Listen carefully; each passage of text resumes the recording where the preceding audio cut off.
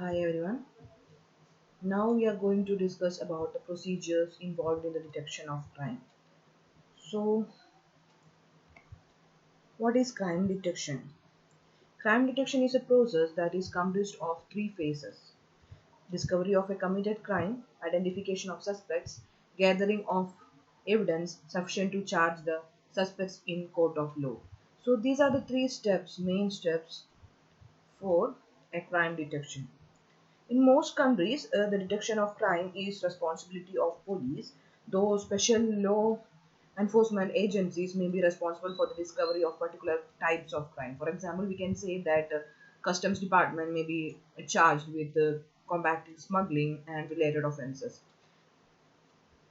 And in many crimes, they are discovering or discovered and reported by the persons other than police. For example, like maybe the witness itself can call the police and can inform about the crime that has happened, or they can complain against some particular people or witness those who witnessed the crime directly. They can inform the police about the crime, and also those people who are, like, for example, a murder case.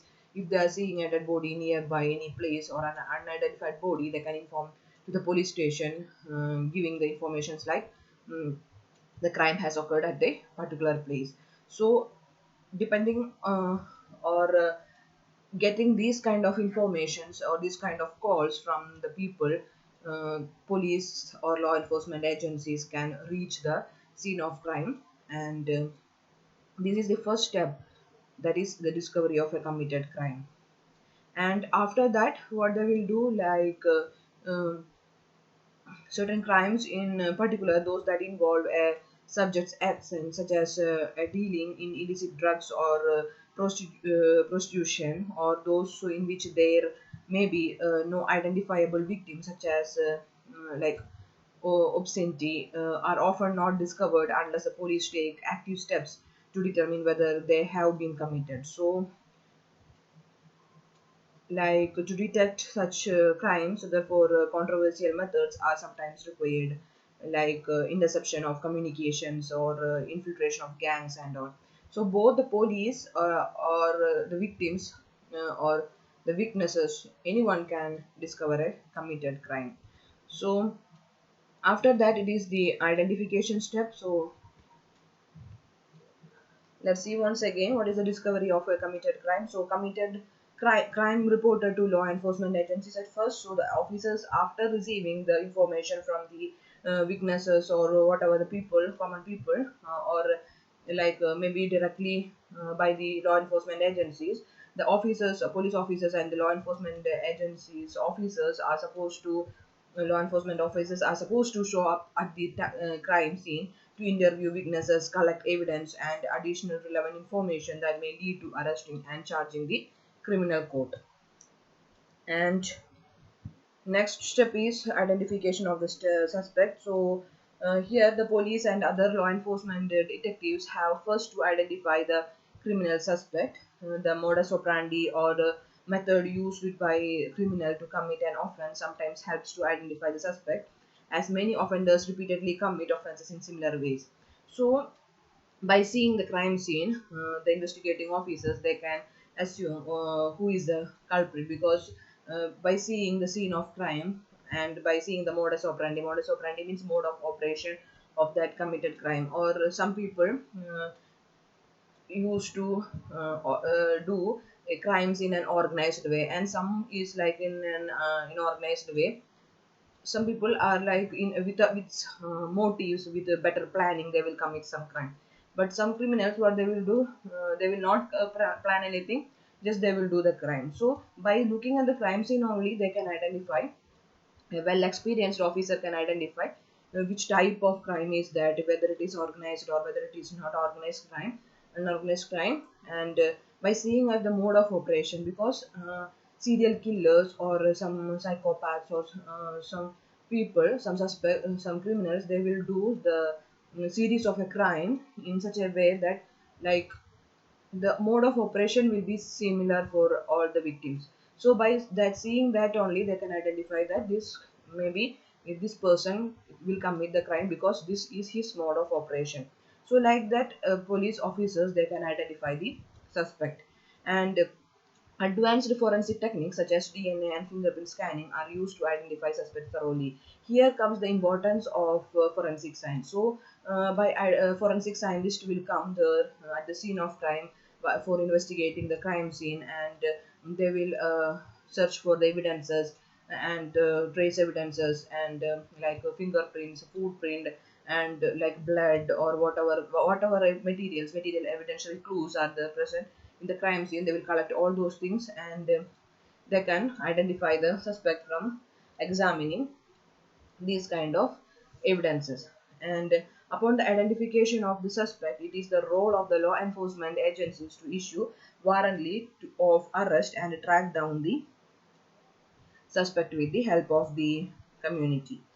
So uh, this is about identification of suspect. And also, visual identification of a stranger by the victim is often possible as well, and the police generally present victims or witnesses who believe that they can recognize the offender with an album containing photographs of a large number of non-criminals.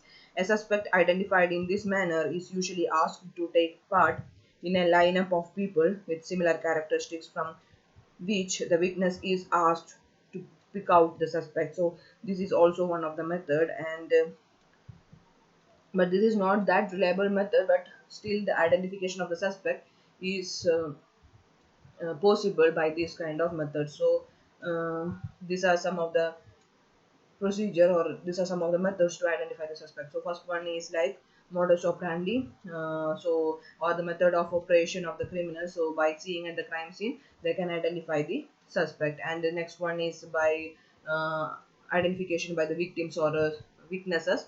So they can identify the person, like who did the crime, whether maybe they had seen a person directly, so they can identify the person by seeing their photograph or portrait parley. They can sketch the portrait parley. So from that also, like, identification of suspect is possible. And also by collecting the evidences, such as like evidentiary clues from the crime scene, they can identify the person, like by DNA or fingerprints. So these are unique to an individual. So from that also, the identification of suspect is possible. And after identifying this suspect, they can issue warrant for arrest for the further proceedings. So this is the identification of suspect. This is the second step. And the third phase is gathering of evidences. So here, evidence in a crime scene is any physical or argument proof that establishes legal interpretation facts that justify that a crime was committed. And evidence can include material objects, DNA, fingerprints, oral statements, written documents, and other relevant information.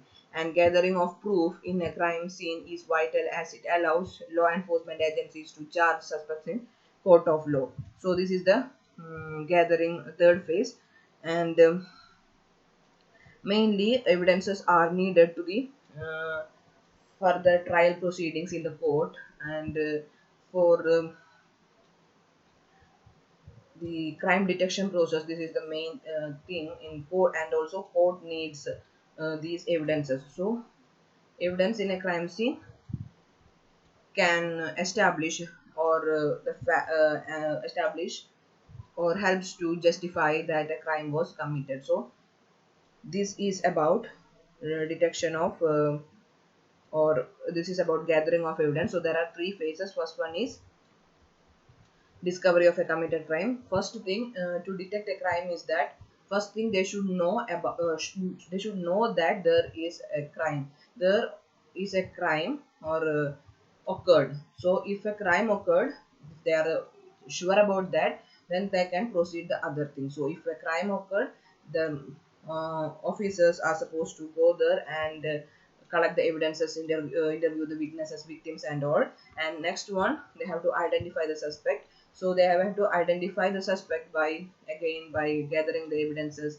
Like they can collect the evidences, and by seeing the modus operandi, by seeing the crime scene, and by identifying, or by interviewing witnesses and victims, so they can identify the suspect from that. So if once they identify the suspect, they can gather more evidence regarding that suspect. So what is the, like, why he committed the crime, is there any link between this identified suspect and the crime scene and the victim, what is the motive of that person, what is the intention of that person, and all those things they have to gather in evidence. All the information regarding the suspect they have to collect, and they have to gather evidence. So gathering of proofs in a crime scene is vital, as it allows law enforcement agencies to charge suspects in a court of law. So if they are uh, thorough with everything, if they collected all the evidences regarding the suspect, they can file the charge sheet in the court. So in the court, the prevention of crime, everything will be in the uh, dealing in the court. So these are the three steps. I hope you understood about the three phases of detection of crime. So we'll continue the next one in the next class, next session. So thank you.